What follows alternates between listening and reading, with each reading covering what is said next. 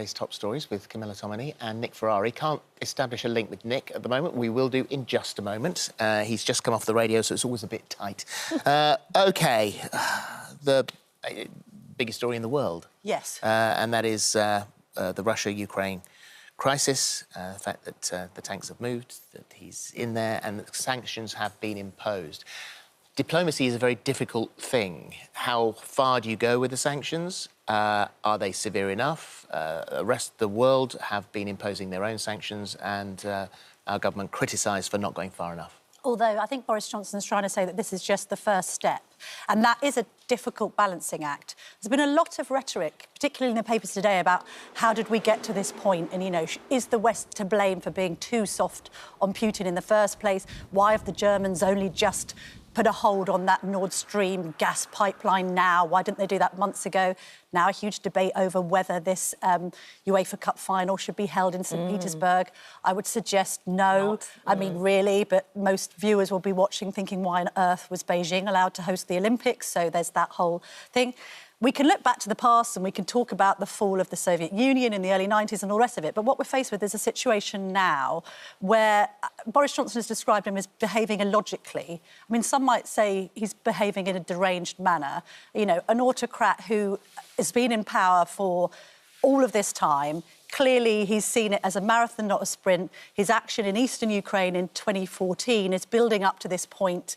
This idea that he can say to the people of Ukraine, you know, that these separatists are right and that these two individual regions on the border are now Russia's or could be Russia's. People forget that 9 in 10 Ukrainians wanted independence from Russia. So this whole fallacy around this being about the expansion of NATO, well, who can blame Ukraine as a sovereign nation for wanting to be part of a defensive peacekeeping force with Putin on their doorstep? I mean, you know, this is a debate, isn't it? We can say, oh, it's a long way away and what's it got to do with us? This has got everything to do with democracy and people's right to live freely without an aggressor like Putin on their doorstep with tanks. And actually NATO expansion to Ukraine, what, not allow NATO to expand to Poland and other smaller states? Should we have just sat back and let him take them over too? It's an exact correlation as well with China's behaviour. Oh, let's just sit back and let China take Taiwan. There is the school of thought that says that the more you alienate Russia from the West, the more you push it towards China. Let's put this point to Nick, that you end up with those two superpowers getting even closer. Morning all. I listened to Camilla and she's right, there is democracy at play, but I'll tell you what also here as regards the Chinese aspect, Philip, which is extraordinary weakness by the West. And I think Vladimir Putin and his allies have noticed that in my living memory, I really can't remember when the West was so weak. You have a politically divided United States of America. You've still got half of Republican voters thinking the election was stolen. You have a very inward-looking United States. You have their calamitous evacuation of Afghanistan. You have the European Union, the EU divided. You have Britain still emerging out of Brexit. You have a German chancellor. You had Angela Merkel. You remember Mutti, the woman who'd been in power for generations in Germany, very much the power broker of Europe. She's gone. You have a new chancellor finding his feet. He might be brilliant. He might not. We simply don't know yet. And you have Monsieur Macron, who at times seems to want to play Napoleon and try and put together peace summits, and at other times has to cope with demonstrations on the streets of Paris and other major French cities. I think Putin has identified this as a moment of weakness. He's moving forward in a military sense, to come back to what you say, Philip, about China. I think that actually the threat from China comes more as regards trade than does land grab. And the idea that these two potentially hostile nations could in some way unite against us and against the West, both militarily and on trade aspects, is positively chilling. Interesting, though, that Vladimir Putin has come out today saying that he is ready to look at diplomatic solutions over Ukraine, but stressed that the country's interests were non-negotiable. That's not a way to enter a diplomatic conversation. He's saying that. I mean, we've seen Biden pull out of talks now in light of recent events. Nick's talked about Macron there, you know, basically going over there like a poor man's Neville Chamberlain and suggesting that he's there brokering peace. And the Russians have been running rings around him. You've then got the foreign minister, Russia's foreign minister, Sergei Lavrov, you know, instigating a load of propaganda and disinformation, which, oh, by the way, some useful idiots like Jeremy Corbyn and others in Britain take hook, line and sinker. So Nick's completely right. If you're talking about an autocrat who knows he's going to be in power for years and can choose his moment, I mean, he's encircling at the very moment where the West is looking at its most vulnerable. It's true. If you want to impose sanctions on a country, obviously you attack, not on the ground, but you attack financially. And there are the list of things that could happen is quite extensive. Taking Russia out of the SWIFT banking systems, you can't transfer money, freezing more than the 3 or 4 people that they've frozen their assets so far.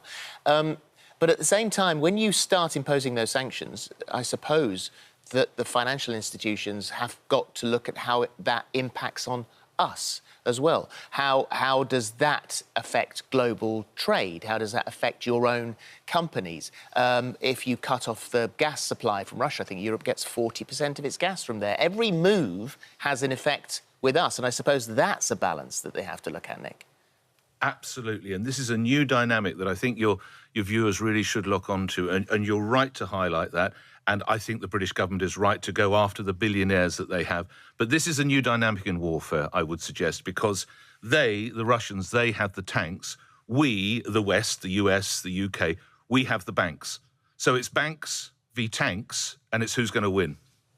OK, well, let's move on to a different story now, and this is Partygate.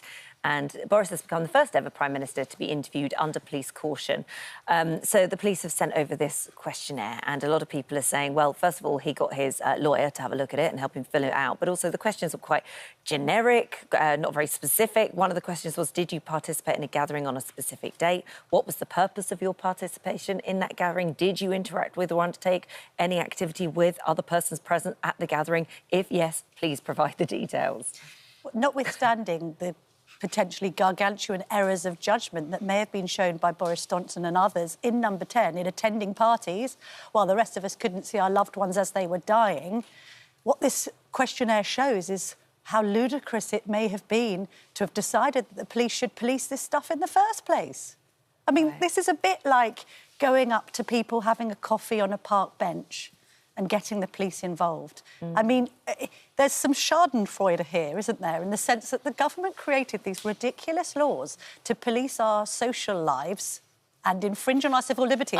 They've now come back to bite them. Of course this questionnaire is ridiculously generic. I mean, how do you police this? Well, the fundamental thing, I suppose, really, is that social aspect of it, and the fact that we all stood by the rules, we all did what we were asked to do, and it appears that they absolutely I didn't. agree with you. And so you want, and I think a lot of people would want, who, as you've mentioned, couldn't go and see dying loved ones in hospital.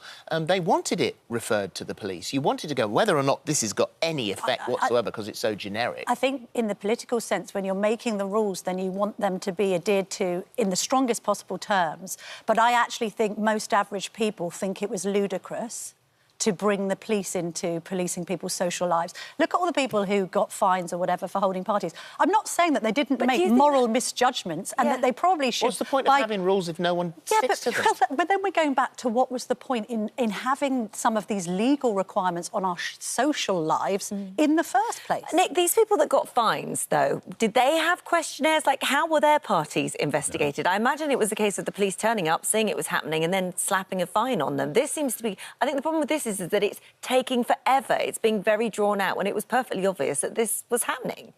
Holly, it's not exactly line of duty, is it, this No, questioning? it's It's not Ted Hastings or Adrian Dunbar, is it, with these questions? Or even the Sweeney for older viewers, get your trousers on, Sonny, you're nicked. It's not even Miss Marple. It's not, it really... She'd have it Phillip, sorted. it's not even Miss Marple. If you want to see the moment that the police force, and I believe in a police force, of course, handled professionally, move to being a police service, I think, as Camilla says, this is the moment, because, of course, it needs to be investigated. But, Holly, to your point, do you think other people, in fact, those 2 women who were nicked for having a cup of coffee, I think, in Derbyshire, it was subsequently overturned, but do you think people who had paid fines already were treated in this rather strange fashion? No, it wasn't. This needed to be a proper, full police investigation. Phillip, as you referenced, other people, and this is why there is such personal investment, and this This is why we're still talking about a story, although it candidly, until we know the results of the investigation, the story hasn't actually moved that far forward. But people did lose loved ones. They didn't, in some instances, they bade farewell to grandmother in an ambulance and never saw her alive again. This is why this story resonates so deeply. And this is why we will be talking about this for weeks to come until we get the final inquiry results. OK.